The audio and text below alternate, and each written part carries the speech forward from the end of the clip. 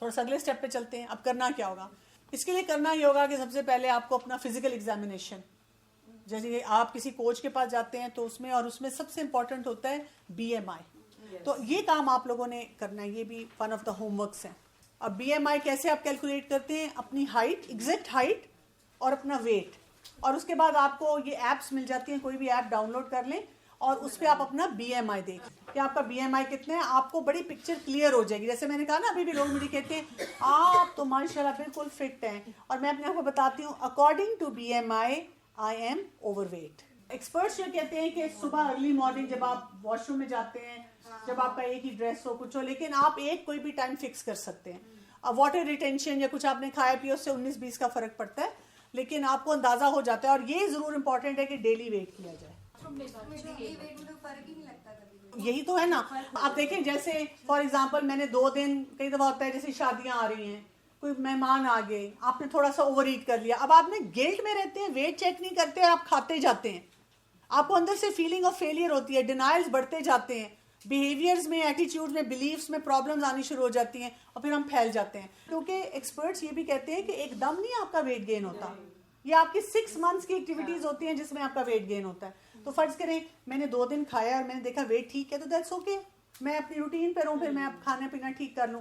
اگر میں تیسرے دن کھڑی ہوئی ہوں اور لگا کہ وہ 1 kg 1 pound بڑھ گیا، تو پھر مجھے کیا کرنا چاہیے؟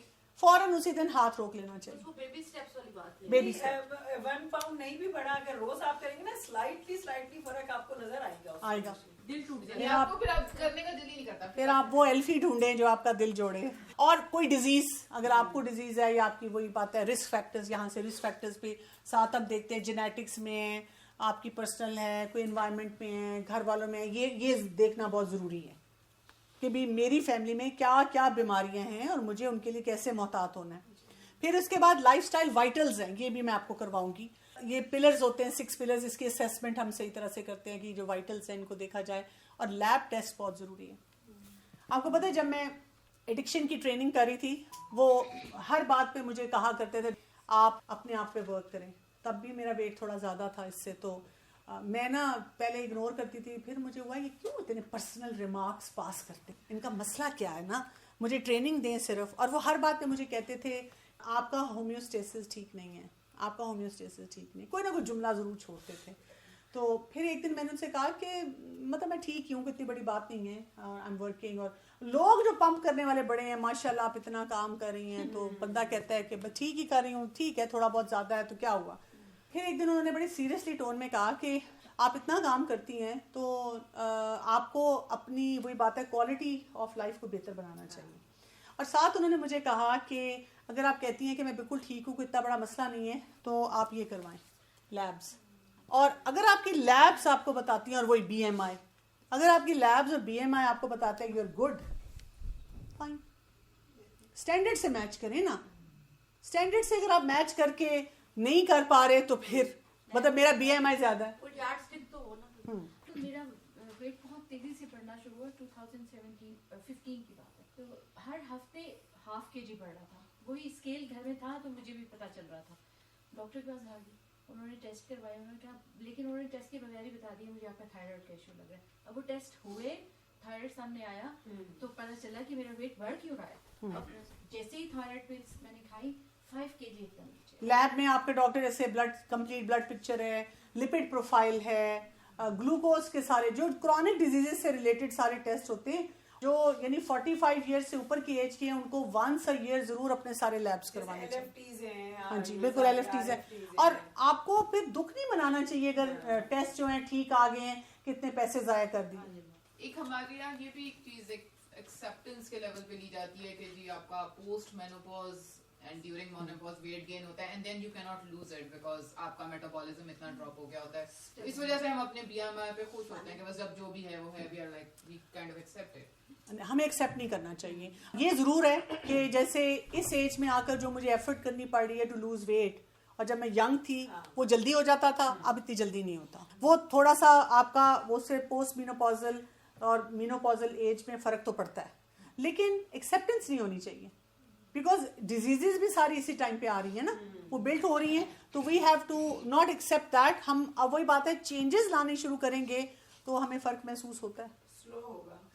تو اتنا بھی سلو نہیں ہوتا. ویسے میں نے دیکھا یہ صرف مائنڈ سیٹ بن جاتا ہے. یہ جو کنٹرول ٹاور ہے جتنا یہ اسٹرانگ ہوتا ہے نا آپ اتنا زیادہ اس کام کو کرتے ہیں. وہ ہمارے لوگوں نے پہلے سے سوچا ہوا ہوتا ہے. تو یہ آپ کو لیبس اور یہ سارے ٹیسٹ کروانے ہوں گے.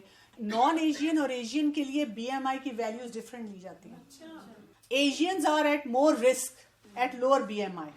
آپ اکثر جب لٹریچر پڑھ رہے ہوں گے اور اگر آپ ریگولر پڑھ رہے ہوں گے, مثلاً ہمارا نارمل ویٹ کا بی ایم آئی ہے وہ 22.9 یعنی 23 سے ہمارا اوبیسٹی شروع ہو جاتی ہے, اور جو نان ایشین ہے ان کی 25 سے شروع ہوتی ہے. ہماری جینز ایسی ہیں کہ ہمیں زیادہ کیئرفل رہنے کی ضرورت ہے. بہت ساری چیزوں میں جس طرح وائٹامن ڈی میں بھی ہمارا اسکن ٹون ہی اس طریقے کا ہے کہ اس میں ہمیں دھوپ میں زیادہ پھر بیٹھنے کی ضرورت ہے تاکہ کینسر ہمیں نہیں ہوتے, ان کو ہوتے ہیں.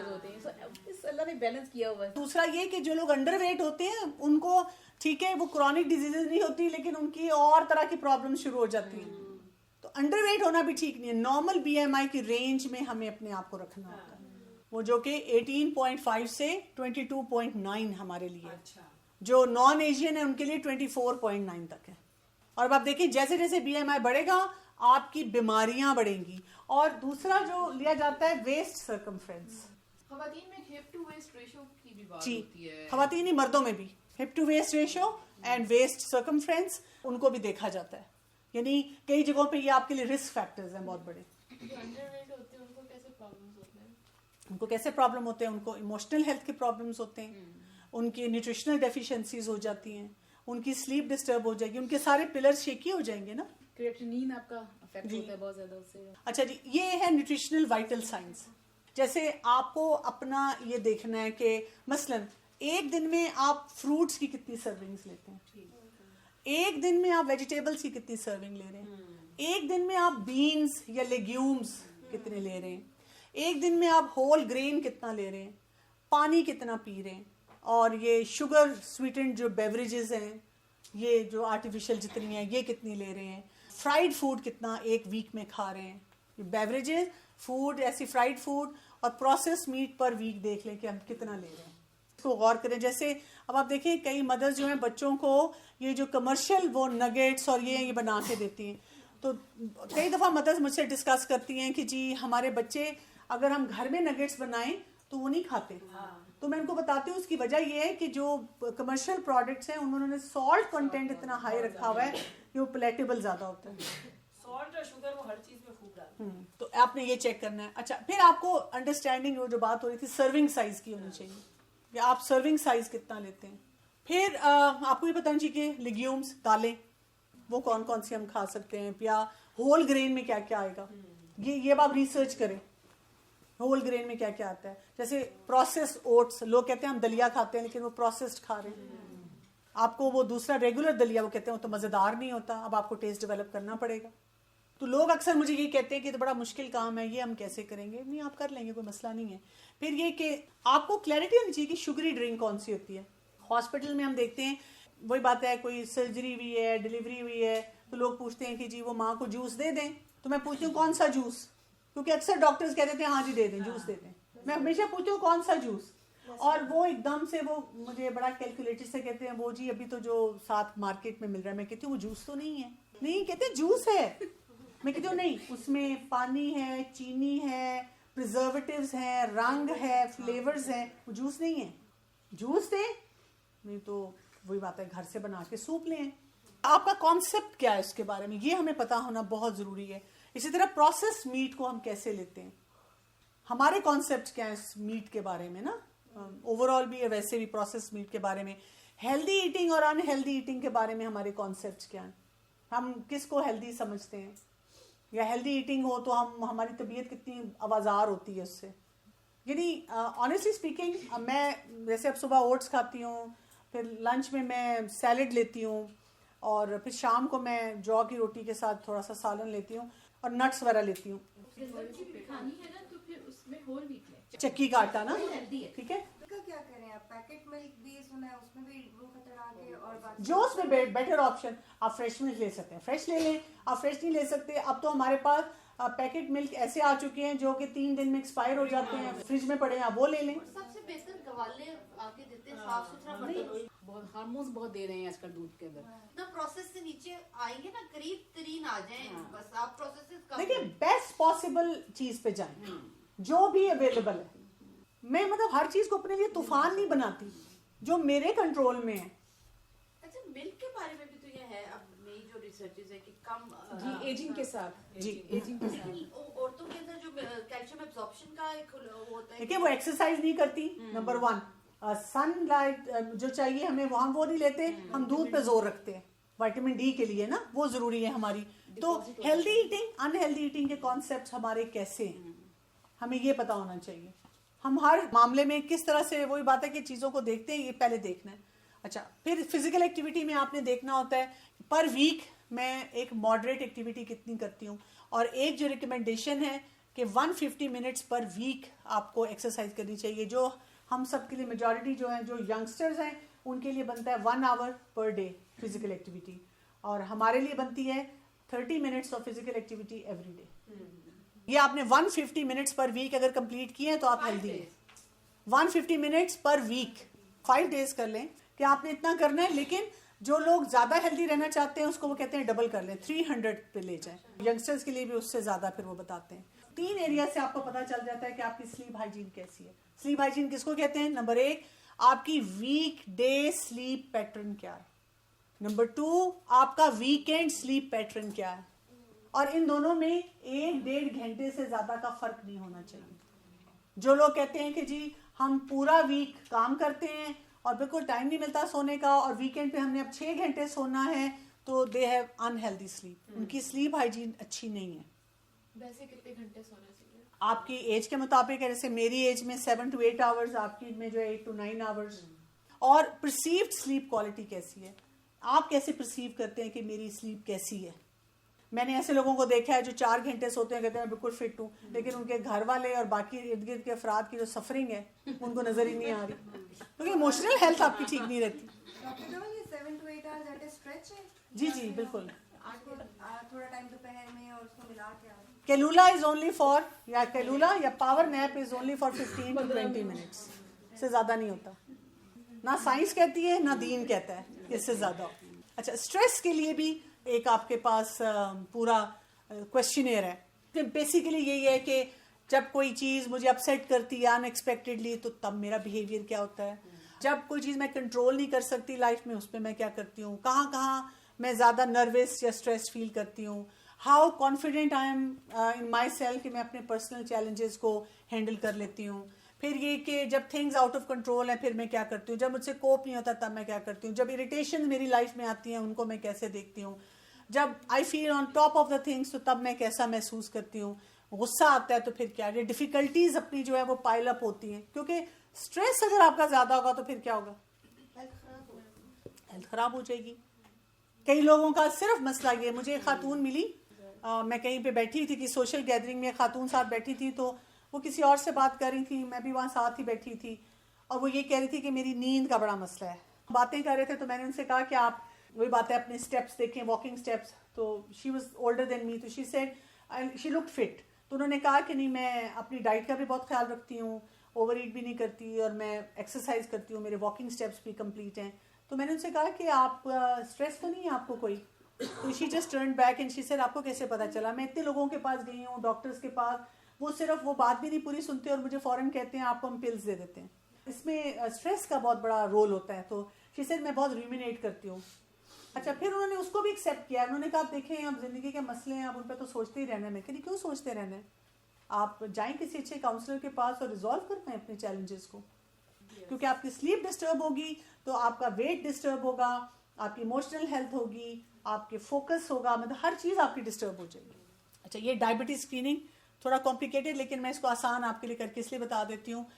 अगर तो कोई रिस्क फैक्टर होता है ना आपकी फैमिली में डायबिटीज़ के लिए, तो वही बात है कि आपको ज़्यादा जल्दी अपने टेस्ट करवाते रहना चाहिए. लेकिन कुछ जो लोग 45 ईयर से ऊपर हैं और उनको लगता है कि जी उनको ईयरली एक दफ़ा चेक करवाना चाहिए, और जितने रिस्क फैक्टर्स ज़्यादा उतने अपने ऊपर नज़र रखनी चाहिए. मसलन आपको लगता है कि आपका BMI ज़्यादा है और आप इनएक्टिव हैं, या आपका कोई रिश्तेदार है जिसको डायबिटीज़ है, या आप वो एशियन है, یا جو آپ کے بچے اگر کسی کے ڈلیور ہوئے ہیں اور وہ لارج سائز بیبیز ہیں, ہیلدی, ہم تو بڑے خوش ہوتے ہیں ہیلدی بیبی ہوا ہے, لیکن ہم میڈیسن میں کیا کہتے ہیں, پری ڈائبیٹکس. یہ کسی لیٹر سٹیج پہ آ سکتا ہے وہ. ہاں جی, لیٹر سٹیج پہ آئے گا نا, یہ ارلی سائن ہے. کرونک ڈیزیز کیا ہے, وہ جین میں اور وہ چلتی جا رہی ہے, تھوڑے تھوڑے انڈیکیٹرز آ رہے ہیں, آپ اس کو میں دیکھ ہی نہیں رہے اور آگے جا کے فل بلون پکچر آ رہی ہے. تو آپ لائف سٹائل چینج سے ان کو روک سکتے ہیں فیکٹرز کو. پھر کیا ہے, جن کے پی سی اوز ہیں یا ہائپر ٹینشن ہے, اچھا, یا پری ڈائبٹیز میں ہیں, تو دیٹ مینس کہ اب آپ کو اپنے ان پہ بڑا چیک رکھ رہے ہیں اپنے اوپر کہ مجھے کچھ ہونا چاہے. اور پھر ہارٹ ڈیزیز ہے, کوئی بھی اور کرونک ڈیزیز ہے. اچھا, پازیٹیو سائیکالوجی جو ہے اس کے بارے میں کہا جاتا ہے سب کے اوپر حاوی ہے, یعنی پازیٹیولی جتنا آپ سوچیں گے. اس کے لیے وہ نا یہ فارمولا دیتے ہیں پرما, پی سے پازیٹیو ایموشن, جتنے آپ کے پازیٹیو ایموشنز ہوتے ہیں اپنے بارے میں اتنا آپ اپنے پر ورک کرتے ہیں. دوسرا یہ کہ انگیجمنٹ, آپ کو ہر جگہ انگیج ہونا آنا چاہیے, اور اس میں وہ کہتے ہیں پاسٹ, پریزنٹ اور فیوچر کے لنک صحیح ہونے چاہیے. پریزنٹ میں ان دا مومنٹ رہنا ہے, پاسٹ کے بارے میں کنٹینٹمنٹ ہونی چاہیے, اور فیوچر کے بارے میں ہوپ فل ہونا چاہیے. اس طرح سے کام کرتے ہیں. پھر آر سے پازیٹیو ریلیشن شپس ہیں, ایم سے میننگ ہونا چاہیے, ہر کام کو کرنے کا کچھ مقصد ہونا چاہیے, بامقصد زندگی ہونی چاہیے. اور اے سے جو بھی آپ حاصل کریں اس پہ اپنے آپ کو شاباش. اگر دیکھیں نا, آپ ڈیلی اسکیل پہ کھڑے ہو رہے ہیں, آپ کہہ رہے ہیں کم نہیں ہوا, تو اپنے آپ کو کیوں شاباش دینی چاہیے, بڑا نہیں, اور آپ ایفرٹ بھی کر رہے ہیں. ہاں, اور آپ ایفرٹ کر رہے ہیں, you know you can face yourself. بڑا نہیں ہے میرا ویٹ, تو الحمدللہ I am doing good job. تو اس طرح سے اپنے آپ کو دیکھنا ہوتا ہے. بریسٹ کینسر عورتوں میں بہت زیادہ ہے, تو وہ جیسے کہتے ہیں کہ آپ اپنا میموگرام کروا لیا کریں ایئرلی, اگر جن کا فیکٹر زیادہ تو ایئرلی کرائیں, ورنہ 2 کرائیں ضرور, لیکن اور خاص طور سے 40s کے بعد. تو یہ ساری چیزیں بھی ہم بالکل کروائیں. لائف سٹائل چینج کے لیے وہ کہتے ہیں کہ بریسٹ کینسر اور پروسٹیٹ کینسر اور پھر کولن کینسر, یہ 3 کینسرز ہیں جن میں بہترین ریزلٹس ہیں لائف سٹائل چینج. لیکن ارلی ڈیٹیکشن, ارلی ڈیٹیکشن, جیسے اگر آپ کو شروع بھی ہو گیا ہے اس ٹائم پہ بھی آپ کو لائف سٹائل چینجز کرائی جائیں تو آپ کی ڈیزیز پیچھے آ سکتی ہے. تو یہ خواتین کے لیے بہت ضروری ہے کہ وہ اپنا چیک اپ خود بھی کریں اور کروائیں. بالکل کروائیں. جیسے لائف سٹائل چینج کا آپ بتا رہی ہیں, میرے بھائی پلاسٹک سرجن ہیں, لیکن ان کو 15 سال سے گاؤٹ کا پرابلم تھا. لیکن جب ظاہر پتہ ہے انہوں نے نہیں اس چیز کو اتنا زیادہ دیکھا, لیکن جب انہوں نے لائف سٹائل چینج کیا, نہیں کہ گولف کھیلنا شروع کر دی اور اپنی کی, تو خود بخود ہی ختم ہو گیا 15 سال پرانا. آٹو امیون بھی لائف سٹائل سے بالکل, آٹو امیون بھی لائف سٹائل سے افیکٹ ہوتا ہے.